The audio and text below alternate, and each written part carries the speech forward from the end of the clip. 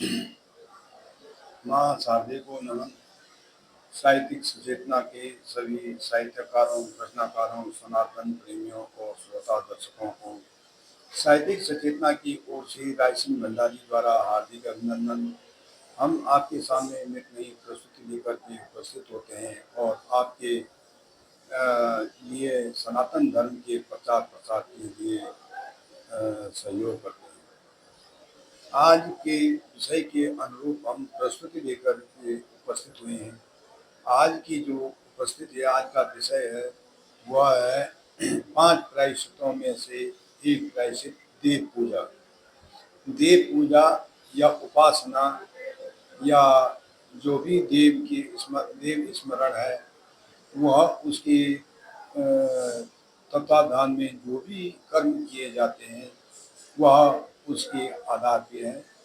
असल पंच प्रायश्चित होते क्या है?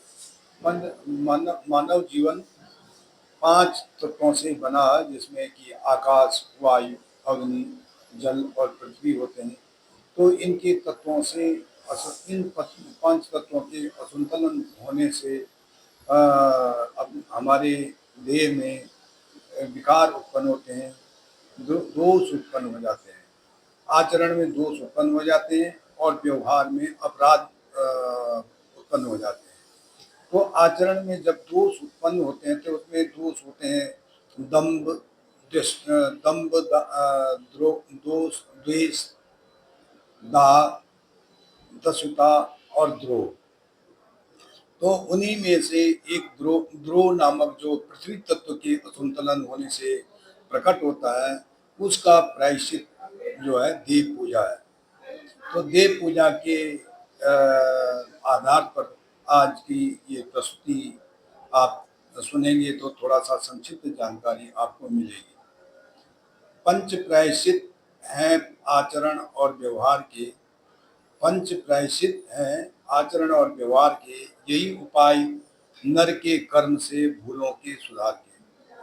यही उपाय है नर के कर्म के भूलों के सुधार से। त्याग, तपस्या, तीर्थ और दान हो या उपासना।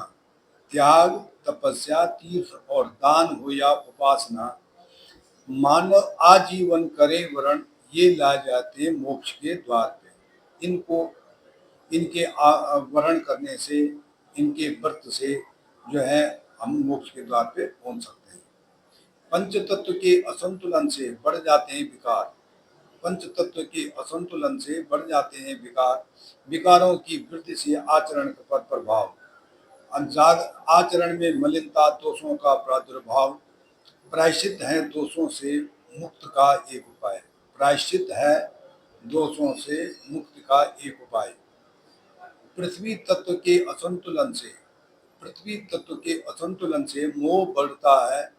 मोह वृद्धि से आचरण में दुष्प्रभाव पड़ता है। द्रोह नामक दोष मानव मन में पनपता है। पूजा प्रायश्चित से दोष मुक्त होना पड़ता है। देव पूजा उपासना से द्रोह दोष को त्यागो। देव पूजा उपासना से दोष को त्यागो। मोह त्यागो, भौतिक सुख से माया को त्यागो।